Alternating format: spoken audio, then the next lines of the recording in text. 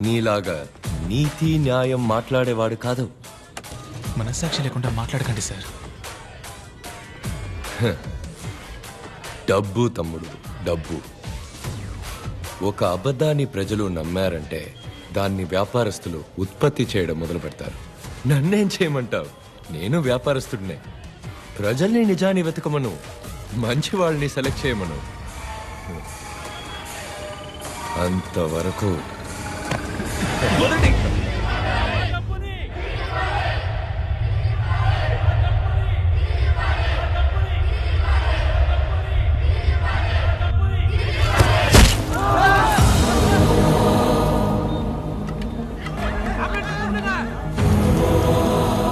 Public building పగలకొట్టి లోపలికి వచ్చి మన యోర్ బ్యాంక్ స్టాఫ్ ని పైనుంచి కిందకి తోసేశారు.